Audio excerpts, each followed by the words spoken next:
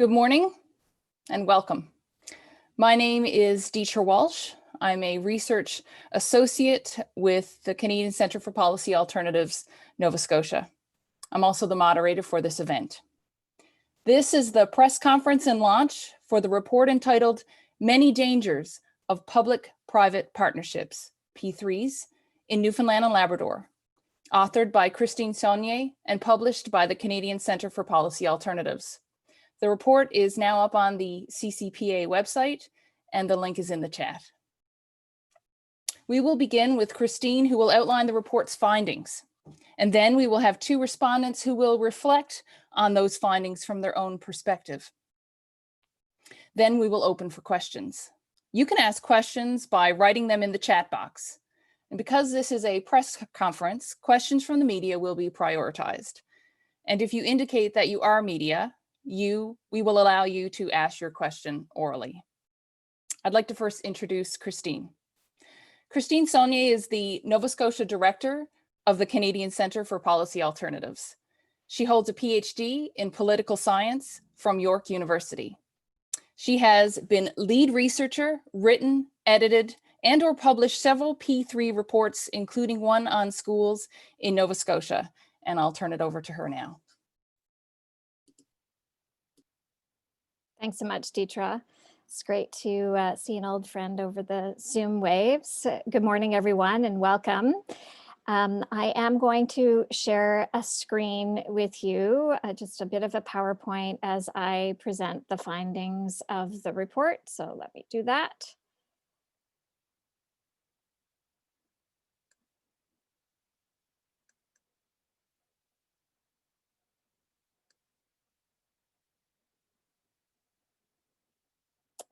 I know this is a busy slide. I don't expect you to be able to actually read it. It's an enticer so that you go into the report and actually read that. And just a note, I don't see the report quite up on the web yet. Figuring out the time zones with our web person in Ottawa, just trying to get that up there, but it should be up there by the time we're well into this webinar. And of course, the web address for CCPA is policyalternatives.ca, and you should see it on the main page. So I'm actually going to jump right into the findings. I'm not actually going to explain what a P3 is and how it differs from a public build. That is in the report. There's some explanation there. I'm also not going to get into really the background on the 5 projects. There is detailed information in the appendix of the report. And as you can see in front of you, the summary chart really gives you an overview. There were 5 projects, and that totals $1.5 billion in infrastructure spending.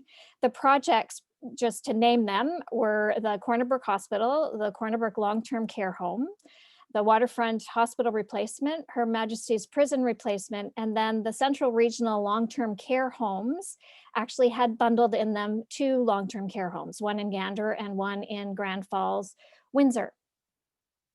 The main question considered by the report is whether the lessons learned in Canada have actually been incorporated into the decision-making process for choosing P3s in Newfoundland and Labrador, or whether the same problems that arose in other jurisdictions can be found in Newfoundland and Labrador's experience.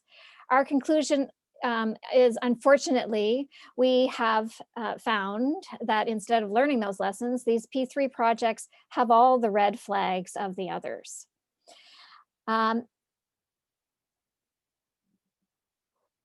In fact, as the title of the report sort of gives away, there are many hidden dangers that we have uncovered through ATIP requests, so that's your Freedom of Information requests, looking at anything that was publicly already available and trying to figure out what the decision-making process was, how your government came to make the decision. And we uncovered many, many red flags. You can see them depicted here, from the biased consultant and biased evaluation method to lack of transparency, to private sector risks being underestimated, lack of community input and control, profit maximizing behavior, P3s actually costing more, lack of state capacity for planning and oversight of these very complex 30-year contracts which at the end of the day will limit competition and squeeze out your local smaller or medium-sized businesses. Those are some of what we flagged in the report. I will provide just a bit of detail on a few of them in my presentation. The first red flag is a pretty serious red flag. So in order to assess whether the project should be P3s, the Newfoundland and Labrador government spent 5.1 million in public money on studies, none of which really have been released in full to the public. And when we looked at all of payments that were made, we found that 88% of all the payments went to a single consultant, Ernst & Young, and this consultant was awarded an initial contract without a competitive process, so sole source contract, the conclusions of which led it to being awarded other contracts to support the P3 projects that they recommended. And as a member of the P3 lobby group, that is also concerning. At the end of the day, a consultant that both assesses and promotes P3s is really a perversion of good decision-making. The other point that we wanted to make here in terms of the consultant and the ways that the P3s actually shield us from really knowing what's happening is that very little information has actually been released. That's absolutely a problem. You shouldn't have to go through freedom of information requests, which we did and spent a year or so trying to get information from government. And when we got requests back, some of those were denied. And I'll just give you a sense of what the basis of those denials were. So section 35(1)(f) of the ATIP, so that's your Privacy Act, we were denied based on disclosure being harmful to the financial or economic interests of a public body. Other files were redacted or suppressed because of section 39, which is disclosure harmful to business interests of a third party. And as I indicate here, commercial confidentiality should never be protected at the expense of public transparency. And we do make several recommendations to strengthen what is released, when it's released. We also recommend against sole source contracts. That means that there should be competition for those contracts, and against using consultants who are also lobbyists for P3s. I'm actually going to give you one illustration of our attempt to get data on how exactly the conclusions were made around value for money. So as I indicated, the consultants were hired to do an assessment of whether each project should be built publicly or with a P3 model, how much private involvement there should be. And we wanted to really understand the dollar figures, understand how they actually assess those. Unfortunately, we didn't get all of the information we would have wanted to do that. This slide is for the Corner Brook Long-Term Care Facility. It was the one that was completed, so there was a bit more information that was released. And we were able to just have a little glimpse into how perhaps the decision-making was made. So when we did some FOIPOP requests, we did get a document from the Department of Internal Transportation and Works that revealed that the government estimated that to build the long-term care facility would cost 46.8 million.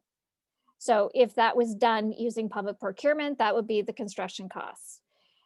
It seems that once it came out, and this does depict a risk machine, which is not to downplay the seriousness of this, but in reading the documents and seeing how risk is assessed, it really is a bit of a black box, because that 46.8 million, once it went through a risk assessment process, comes out at the other side at 84.2 million. That's a difference of 37.4 million, or an 80% increase in what the government had assessed initially as construction costs. So you have to ask yourself, is it the case that if the government had overseen the construction of a medium-sized long-term care facility, modest complexity, would the project have really gone over by 80%, as the P3 assessment consultant said? Does that make sense? The P3 way at the end of the day, the consultant said, would actually cost 10% less than the public sector way. So that value for money assessment process, and I put value for money in quotation marks, it is a P3 term for assessing. So it's arrived at behind closed doors where people from government and the consultants talk about what risks could come up, and then they rank those risks. Now, the risks are costed based on the consultant's proprietary statistical software program, which no outside party can actually verify. So the fact that the consultant had a stake in the P3 outcome, it's not surprising perhaps that the public procurement risks are overplayed, while many of the risks of using P3s are downplayed. Of course, I'm not suggesting, especially in Newfoundland and Labrador, that the public procurement process isn't problematic. It absolutely needs to be improved. But the strings attached to these projects over 30 years and the hidden dangers that come with them was really not the way to go. Instead, as we recommend, the government should really heed the recommendations in the Muskrat Falls inquiry and make changes to the public procurement. Let's strengthen it instead of, just subverting and going to the side.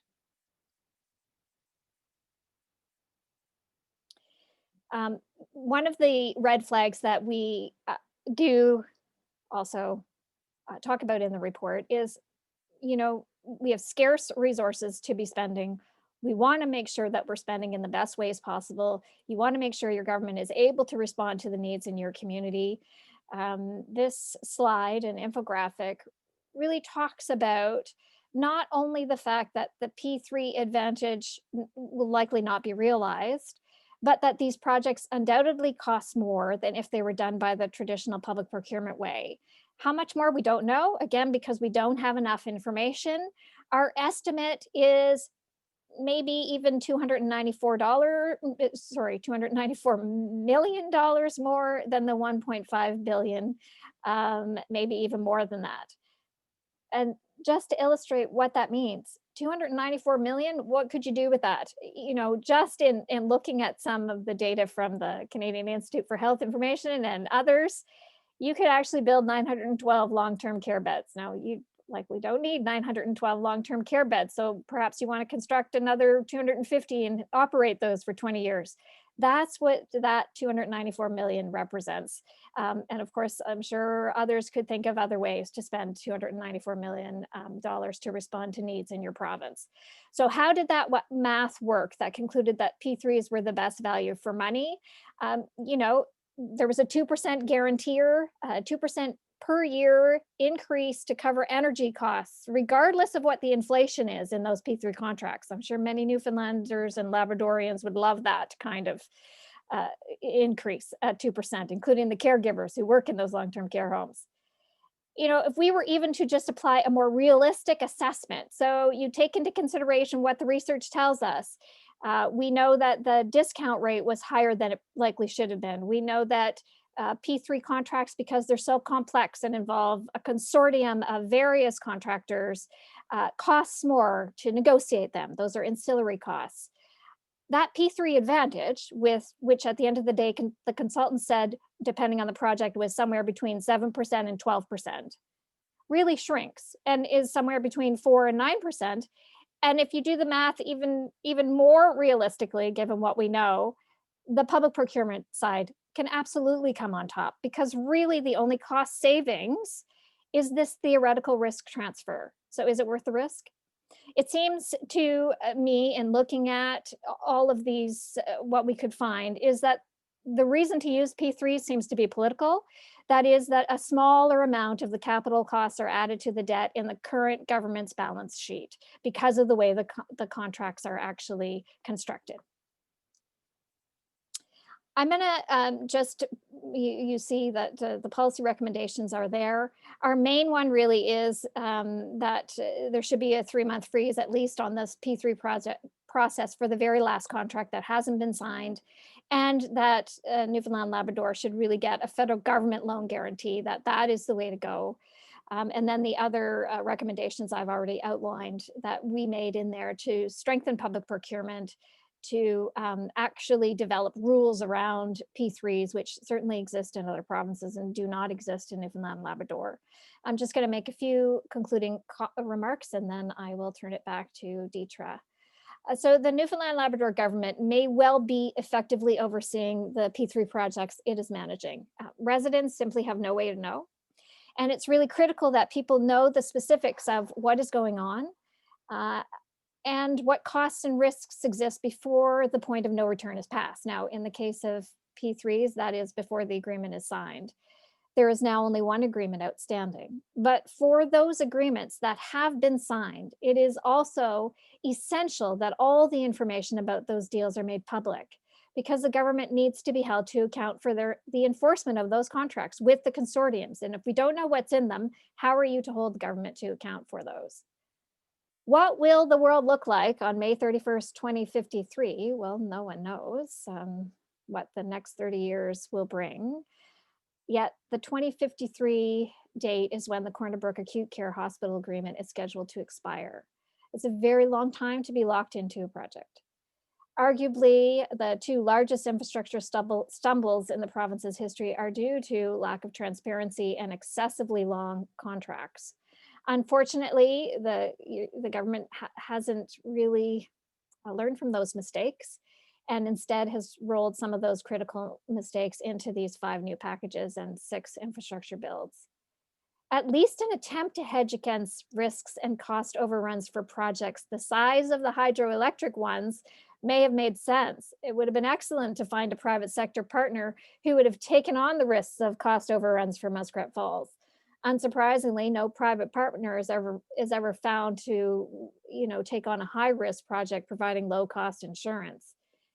Curiously, on a 60-bed long-term care home, there are many private partners documenting every one of, well, okay, maybe not 1,000 potential risks, but many, many, many potential risks that will cost a government significant risk premium to cover. If there was a scenario for hedging against unforeseen risks, well, we're in it. It's a pandemic. And when we looked in the contracts to see where pandemic was, it's considered a force majeure. That is an unforeseeable circumstance that prevents a party from fulfilling a contract. So while it may seem that this would be a shared risk, it's clear, as we know in the pandemic, as we've seen in long-term care homes in Ontario and Quebec and BC, that the Newfoundland government is really left as the final backstop for additional costs. So what is in the public interest is a critical question we have to ask. Mitigating risk certainly is, and by entering into these 30-year so-called partnership agreements, the government appears not to have done its due diligence. Accepting the helping hand of private financiers and P3 consultants comes with significant risks and strings attached, risks that the private financiers and P3 consultants downplay at our peril and their profit. And I will end there and stop screen sharing.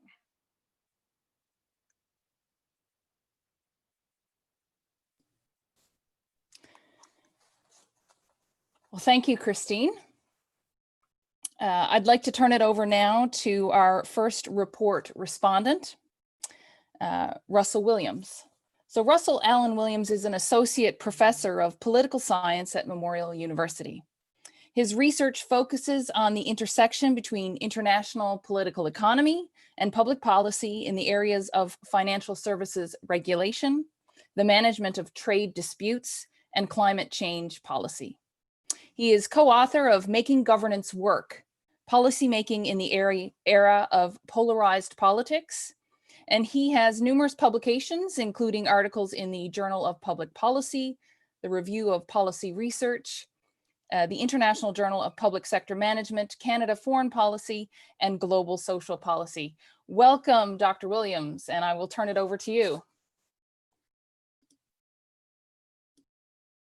All right, thank you. Sorry, all of a sudden I'm having a technical problem and I can't share my screen with you, but that's okay. It's just my speaking notes anyway, so it'll be fine. First off, I just wanted to say thanks to Christine and to the Nova Scotia office of the CCPA for putting this together. I think this report is an excellent addition to the rapidly growing library of reports exploring the problems with P3s as a method of public service delivery. And I really appreciate the project. I think what I would like to focus in terms of my comments on is maybe a little less about some of the technical aspects of the text of why P3s might be a particularly dangerous form of public service delivery and infrastructure provision in Newfoundland and Labrador, and in particular to think about this at the sort of current moment. You know, I don't know always quite how to say this to people. Let me just say this off the top. Okay, so P3s have largely failed to serve the public interest elsewhere in Canada. I don't actually think this is a particularly revolutionary concern anymore. There's a huge literature to illustrate this. But the timing of this report is important in that we have reasons to believe that P3s will be particularly problematic here in this province. Obviously, to anyone who's an observer of Newfoundland politics and public policy, we know that Newfoundland is in a relatively unique set of financial circumstances at the moment. We're in a financial crisis where the government is struggling with limits to its ability to finance infrastructure through conventional means. And if you view the contents of this report, you'll see that where we traditionally worry about the kind of biases that emerge during the process of assessing whether to engage in a P3, those dynamics are magnified in the current context in this province. The province's financial problems increase the likelihood that government will sacrifice the long-term interests of the public in terms of the cost and effectiveness of P3 projects just to get shovels in the ground, just to essentially be able to say that they're providing this infrastructure. And I don't think we can move far away from the extent to which those financial problems lead us to have serious doubts about the ability of the government to sort of carefully and in the public interest ascertain whether these methods of financing new infrastructure are really in the best interests of the public. The second thing I wanted to say is that the government currently has an ambitious set of restructuring plans that it's working on. The mechanisms the government's decided to pursue this are unusual. I mean, to put it bluntly, the government has decided to hand over advice on how to restructure government services to a privatization advocate in London. And on top of that, they've given that process very little time to produce policy recommendation. And again, this increases the dynamics identified in this study where governments may be selectively biased towards certain kinds of outcomes regardless of evidence. I certainly have a lot of skepticism about the process the government's using right now to sort of rethink the state of public finances and how public services are going to be provided in the future. But I certainly think there are incredible incentives in that system for that process to produce poorly thought out recommendations, supporting not only broadly more privatization of public services in the province, but more P3s for the provision of necessary infrastructure. The third context, and it is, you know, Christine did mention it in her comments. So I'll just reiterate that the government has not implemented the findings of the Muskrat Falls inquiry. Obviously, Muskrat Falls was not a P3, so you know I'm not trying to say here that Muskrat Falls is a P3 and therefore that's evidence that P3s are bad. But the point is, we just had a huge public inquiry to look into the Muskrat Falls disaster. And that inquiry raised all sorts of concerns about the ability of government in NL to manage large projects and to manage their relationship with private business interests. I mean, there are so many things in that report that would lead me to be skeptical about the ability of this government to manage a complex set of P3 programs in terms of infrastructure delivery that essentially, until the government takes seriously those recommendations, I think we really need to think carefully about going forward with further P3s. The inquiry has made a host of specific recommendations that would also be essential to providing any effective measure of oversight of P3s, but the government simply has yet to act on those recommendations. Fourthly, I think the evidence is already clear that the government is doing P3s badly in Newfoundland. And again, I think the report does a better job of documenting this than I can in my comments. But, you know, the way I like to explain this to people is, you know, when my kids have math homework and, you know, they ask me for help with it, I can't just give them the answer to the equation that they're working with, because their teachers expect to see them to show their work, show them how they arrived at the conclusion they did. It's quite clear in the current P3 projects that we have going on in this province that the government is not willing to show its work. It's not willing to show us the basis of the conclusions it's arrived at. And we're left very much with this kind of conclusion that we're just supposed to trust the province again. Given the litany of public policy failures we've had in the province in recent years, I think all of us should, you know, take a bit of a pause there to think about the desirability of engaging in major public policy projects without a requirement that the province disclose more effectively and more clearly what the basis is of those decisions. So I'll just say then, by way of conclusion, I think this report is a wake-up call. The province is on another slippery slope, and it isn't going to end well. I don't have faith in the current sort of governance structures in which these P3 projects are being rolled out. But in a broader sense, P3s are not a magical solution. They don't produce the results advocates suggest.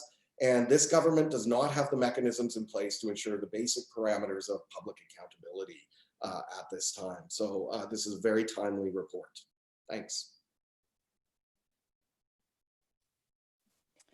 Great, thank you, Dr. Williams. I just want to remind anyone, I know there are several questions and we're working on getting the report up there. So we'll keep you updated on that. And a reminder for anyone else joining us to please put any questions in the chat, and we'll take and we'll respond to them after the presenters are finished. So I'd like to turn it over now to our second respondent, Sam Morton. Sam is a queer feminist with over 10 years experience researching and working in community and international development. She's a member of the Social Justice Co-op of Newfoundland and Labrador, a graduate student in sociology at Memorial University, and she works with the Atlantic Council for International Cooperation. Sam has experience working with not-for-profits in Southeast Asia and Canada. Welcome, Sam. Thank you, Deetra, and thank you to Christine and Russell. Tough acts to follow. So hello, everyone. My name is Sam Morton, and I'm speaking today as both a member of the Social Justice Cooperative of Newfoundland and Labrador and as a concerned resident of this province. I'm not originally from this province, but this is where I now call home. It's important to point out that the land I'm on and the land that these 5 infrastructure projects are or will be on in this province is the traditional territory of the Beothuk and the traditional and current territory of the Mi'kmaq, Innu, and Inuit of this province. So the questions I wanted to start with today are who participates and who decides? As is painfully clear in this report, there has been a total disregard for transparency in the P3 process in this province. This lack of transparency for the public-private partnership agreements is deeply concerning. The long-term costs of these large infrastructure projects will be borne by the residents of this province. Public-private partnerships are in practice the public paying for private profit. Talk about alliteration. One might argue that they create jobs for people in NL. In practice, these 5 infrastructure projects will not likely benefit small and medium-sized construction companies in this province. The jobs that are created are extremely short-term. A few people may benefit temporarily, but in the long run, we are saddled with even more debt that the public is on the hook for. These much-needed infrastructure projects, which are allegedly an attempt to save money, are in fact a public giveaway to private corporations.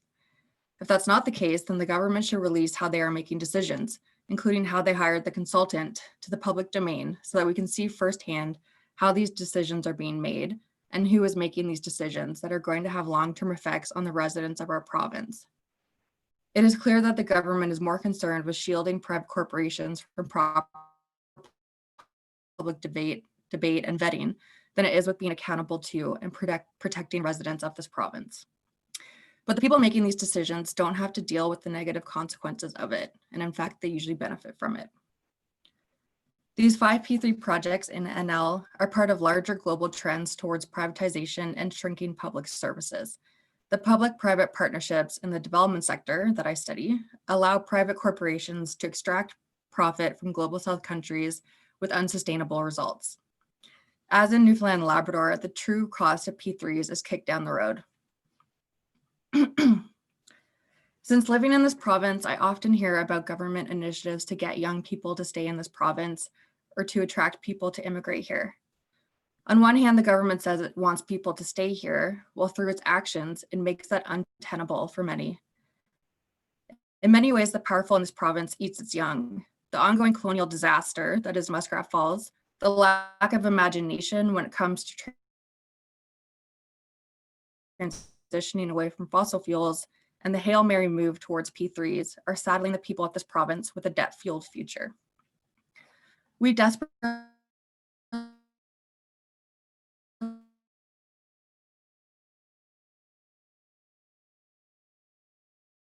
need better healthcare infrastructure, expect them to care about anything other than profit. The residents of this province on the hook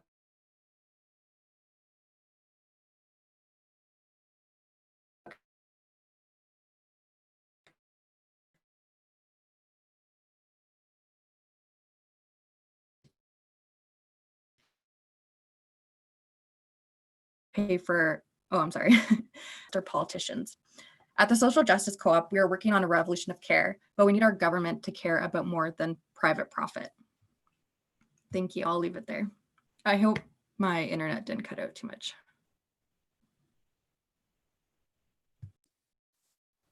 Thanks, Sam. I think there were a few bumpy spots there, but we got all of the essence, I do believe. And just to let everyone know that we're now open for questions. And certainly if you want Sam to repeat any of those things that you may have missed, I'm sure she will.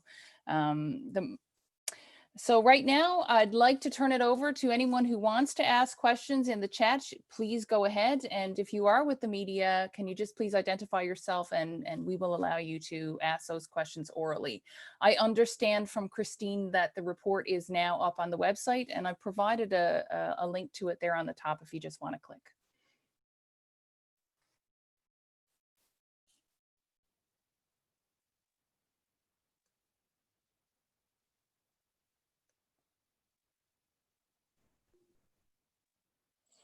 Maybe while we wait, we can have a conversation amongst us three, or four. Dietra, please, you might have some insights as well. I was struck by what Russell said about, show your work. Just doing that last night with my child on math, right? And I think that what our expectations are of government is really what we need to be examining is, what do we expect? And what do we allow governments to, and I don't mean get away with, but in some ways that is what's happening, to suggest that commercial confidentiality really is more important than you're right, as residents, as taxpayers, as people who live in the province and need services, to understand the decision-making process of government. I mean, that's a pretty low bar, it seems to me, to be asking of government at this point. And I do want to say that I neglected to acknowledge where I'm coming from today. I'm in Chebucto, and I'm in the land of the unsurrendered and unceded territory of the Mi'kmaq.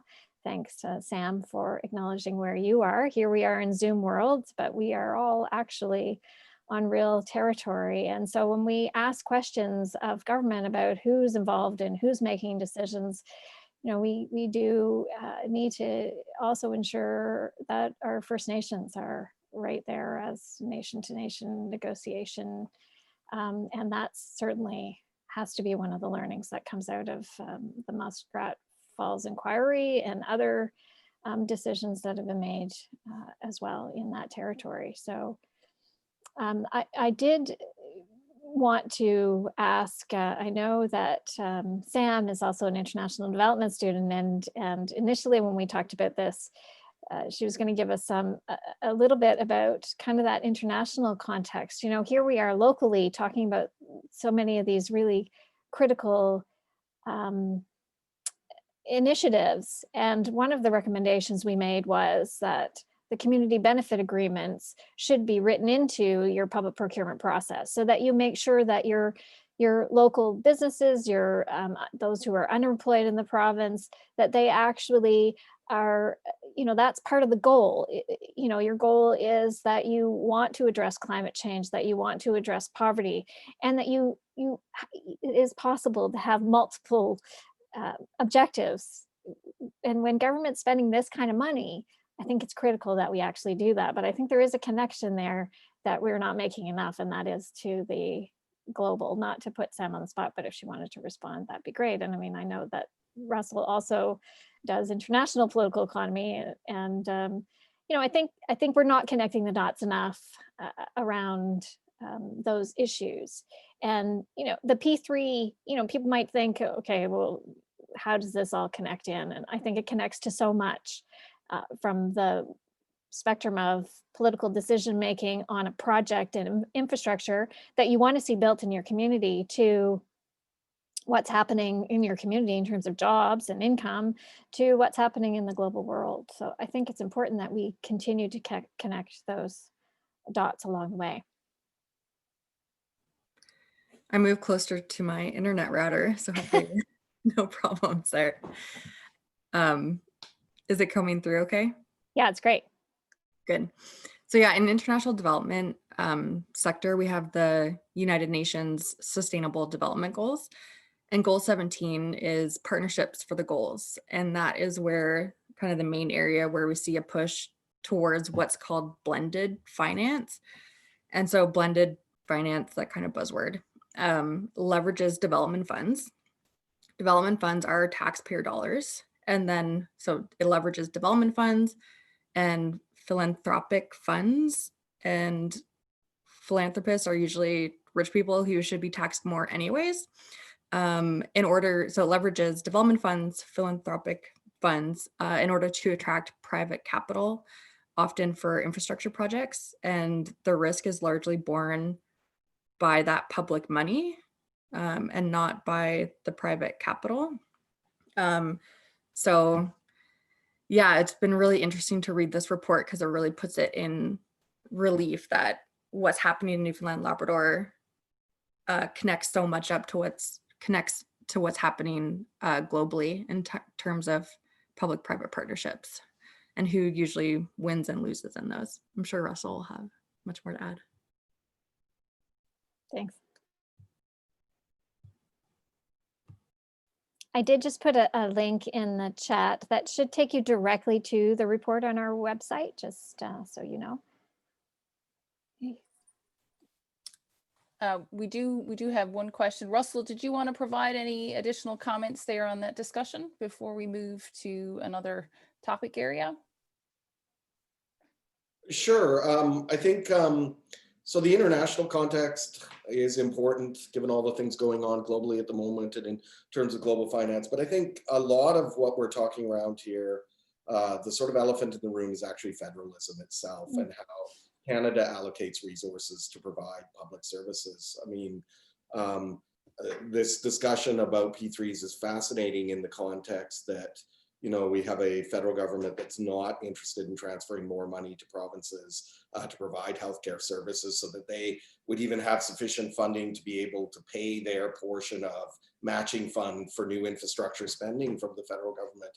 I think it's always important, given how remote discussions of federalism and intergovernmental relations are from public policy and how it impacts people's daily lives, to try and keep it in the foreground that we have a federal government with far more fiscal capacity and ability to build prisons and build hospitals that simply doesn't want to be part of that process. And that's why, that's an important context for why governments like the one here in Newfoundland and Labrador are struggling or trying to come up with new and creative ways to finance these projects. There is a simpler, more traditional model. It's called federal government transfers and a provincial public build. And it's served this country well for a long time. Great. Thanks. So we do have one question for commentary, talking about capital versus operational costs or annual operating costs. The latter is perhaps 10 times as much as the former. Operating costs in a P3 include profit and oversight costs, and therefore is more expensive, and interested in comments on that. Yes. Yes, indeed. I mean, this was the issue with, wanting more information from government is that is certainly the learning. Construction costs are construction costs. So base costs for P3 and public procurement should be about the same. But once you enter into these partnerships and operating costs are now part of the deal, you then also include, again, more expensive costs to negotiate these contracts and, of course, the profit margin. But also when you do financing from a private partner, you're paying higher interest rates. So, at the end of the day, if you look at that math, your math would be that a P3 project is more expensive.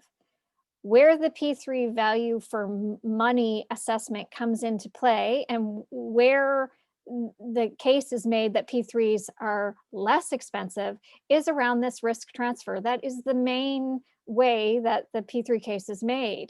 So you do things like, one, you somehow do the math to suggest that public procurement would never be borrowing money, which of course is not the case. And the other side of your math is this risk costing. So, again, it's not to say that there aren't risks. You've seen the risks play out in real time when there are cost overruns for projects, but you can actually write public procurement contracts that include some of those risks upfront. That is possible. But the other point that we want to make, so that's really how at the end of the day, so you say there's all these risks in the public process, public procurement, and the P3 consultants then say, we're going to make sure that that doesn't happen. So your public procurement is so much more expensive because of the risks, but we're going to take some of those risks out, and now we provide better value for money. And the other part that we're trying to say is not only do they overvalue the risks on the public procurement side and suggest that there's somehow no way that we can actually address those risks, is that they actually don't, they undervalue the risks in the P3 partnership side. We did include some of what came out from one of the ATIP requests that shows kind of the weighing of risks. And you look in there and apparently, supposedly, one of the great reasons why you go with P3s is this fiscal reason, but actually their honest assessment of risks is there isn't an advantage to go with P3s when it comes to, you can no longer just claim that you won't be putting this on the debt. That's not even something that you can do. But then you look at some of the other things that are weighed lower on the P3 side versus the public procurement side, and that has to do with labor, it has to do with competition. They actually do show that there will be fewer competitors for these big contracts. That should matter to Newfoundland and Labrador. And if I had been in the room and others had been in the room around assessing risk, that would be a higher risk, considering how important it is to have economic jobs at home in Newfoundland and Labrador. So that's a long answer to say, absolutely, it is more expensive. How much more expensive, we don't know.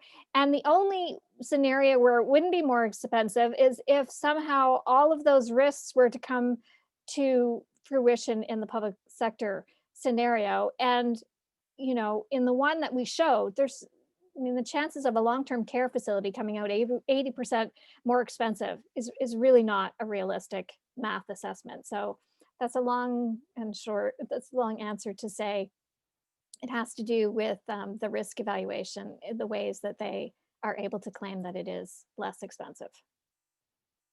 Russell, you wanted to jump in, I think. Yes.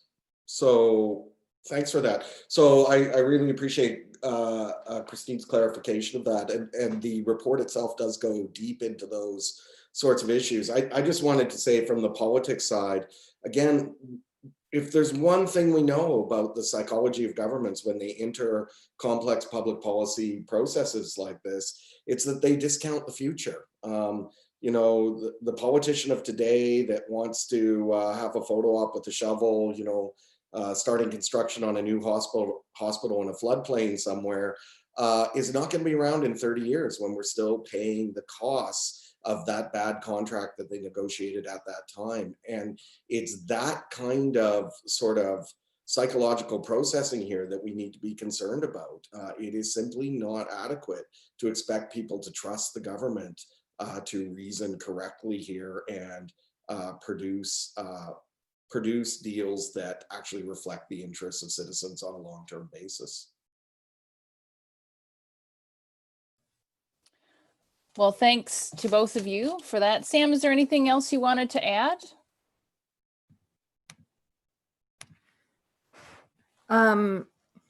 Briefly, because those were very, I mean, these folks are experts. Those are great information there. But I just wanted to add from the community organizing side of things that it's incredibly frustrating to try and like organize on the community care side of things, and all of the work that we do just coming up against this wall of this lack of imagination on the part of the government and lack of responsibility to the residents who live here.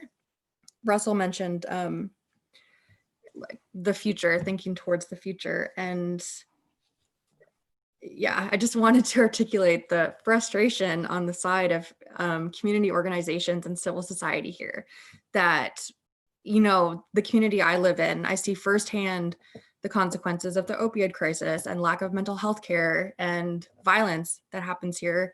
And the people making these decisions don't have to deal with that. They live in rich neighborhoods where they don't have to see it. So that's incredibly frustrating. And I just wanted to articulate that. Thanks so much, Sam. I'm not seeing any additional questions here. I'll certainly put out one more call for questions. If anyone out there would like to avail of the expertise and knowledge of this incredible panel of folks, please do.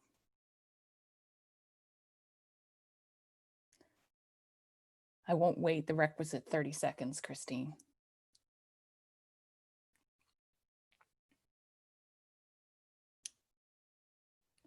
So seeing none, Christine, did you want to provide any closing comments, or would you like me to do that? Not comments on anything in particular, but just the thank yous and whatnot. Yep, I'll just, well, I want to thank you for agreeing to do this. And I want to thank Russell and Sam. And I want to thank the researchers who did a lot of the groundwork doing the, you know, freedom of information requests are not for the faint-hearted. And all of the support that we've received to actually get this report in front of you.